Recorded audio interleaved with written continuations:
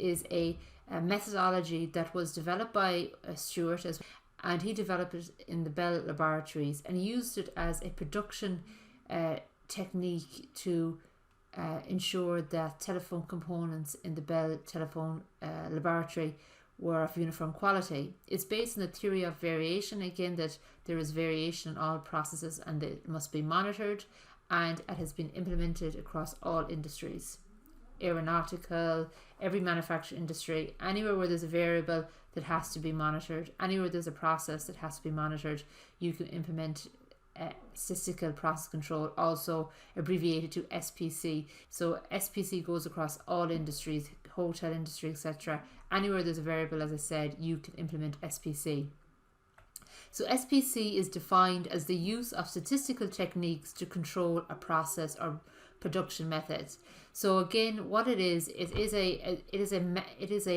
concept, statistical process control, and what, like Six Sigma, it's basically a set of different tools and statistical techniques that you can use to monitor your process. So it's statistical process control is an umbrella term for lots of different statistical techniques and lots of different statistical tools that you can use.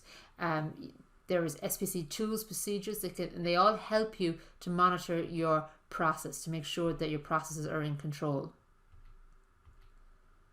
It's a methodology for monitoring your process, and one of the fundamental tools in the SPC armor is a control chart, and we'll have a look at those in a moment.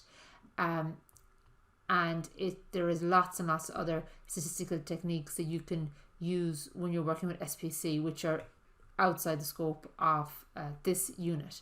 This is an example of a control chart. Here we have a issue, a non-conformance is being tracked and samples are being taken over time.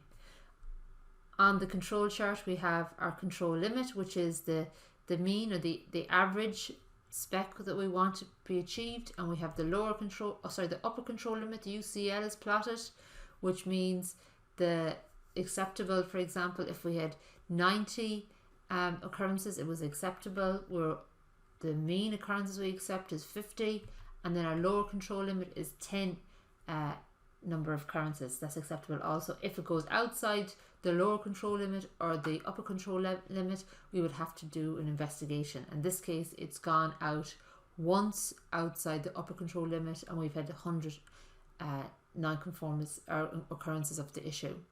The control chart was designed first by Stewart in the Bell laboratories back in the 1920s, and it was used as a process improvement tool then, and it is used as a process improvement tool all across the world in different industries. So it's your fundamental tool when you're working with SPC.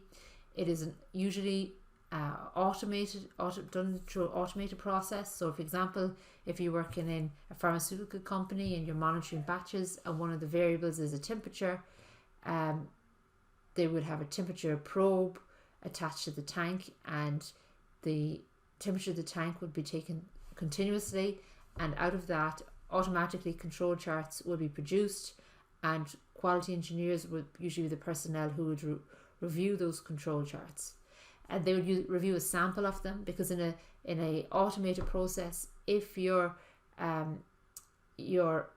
temperature went above the upper control limit or outside the lower control limit, there probably would be an alarm, because it would all be automated. These are highly automated systems.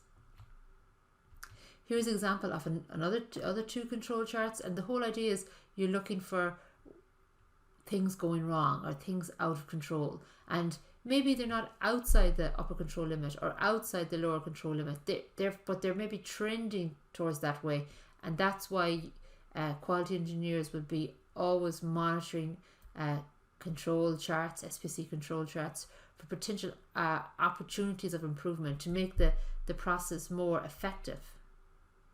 And also you want to look at your control charts for causes of variation. So why did your upper control limit get breached, or why did your lower control limit get breached? You might do an investigation. So these are the ways the control charts can be used in an organization.